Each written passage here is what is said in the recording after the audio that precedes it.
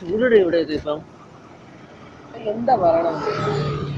ഈ മരങ്ങളും മലകളൊക്കെ ഇടിച്ചു കളയല്ലേ, പിന്നെ റോഡിന്റെ സൈഡിൽ പ്ലാസ്റ്റിക് ഒക്കെ ഇടയല്ലേ, പിന്നെ എങ്ങനെ ചൂട് കൂടാതിരിക്കും?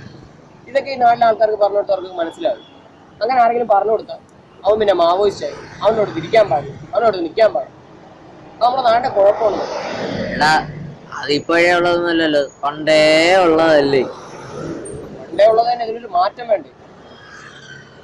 എങ്ങനെയാണ് ഇതൊക്കെ നീ പറയണതൊക്കെ സിമ്പിളാണ്. നമ്മളെ കൊണ്ട് വിചാരിച്ച ഇതൊക്കെ മാറ്റാൻ പറ്റും. ഇടി ഇടി ഇടി നീ ആ പയ്യനെ പതുക്കെ നോക്ക്.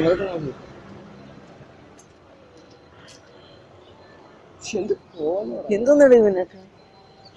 ഇതൊക്കെ വീട്ടിൽ ചോദിക്കാനും പറയാൻ ആരുമില്ലേ?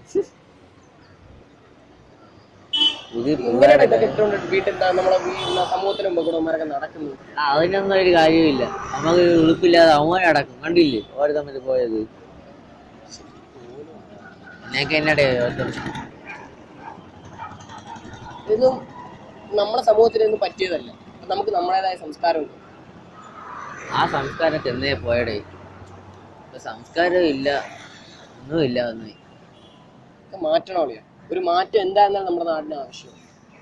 മാറി മാറി വേറെ വല്ലതാവാതിരുന്നാ മതി. പട്ടാ പകലല്ലാടാ നമ്മുടെ നാട്ടിൽ വെച്ച് ഒരു പെൺകുട്ടിയെ തട്ടിക്കൊണ്ടുപോയി. ഏത്? അത് നമ്മുടെ നടിയെ. ഓ, പൾസർ സുനി. അതെ.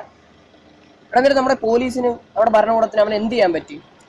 പോലീസ് എടാ, അവന്മാര് കൂടുതൽ നിൽക്കുന്ന ഏതെന്ന് അറിയാമോ? ഈ മറ്റേ ഹെൽമെറ്റ് വേട്ടയ്ക്കും മറ്റേ ഈ ബൈക്കിൽ ചീറി പാഞ്ഞു പോണ പയ്യന്മാരെ പിടിക്കാനൊക്കെയാണ്. അല്ലാതെ അവന്മാരൊന്നും നിൽക്കില്ല. കേരളത്തിലെ ഏറ്റവും വലിയ കുറ്റങ്ങൾ അതാണല്ലോ, ഹെൽമെറ്റ് വെക്കാത്തത്, സീറ്റ് ബെൽറ്റ് ഇടാത്തത്. അല്ലാതെ ഇവിടെ പെണ്ണെ തട്ടിക്കൊണ്ട് പോകുന്നു, പീഡിപ്പിക്കുന്നു അവർക്കൊരു പ്രശ്നമല്ല അളിയാ. ഇത് പ്രശ്നമാണെങ്കിൽ തന്നെ ആരും കണക്കാക്കില്ലേ?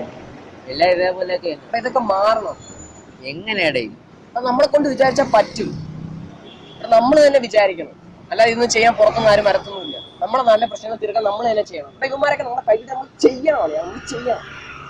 പക്ഷേ ചരക്കളിയാ.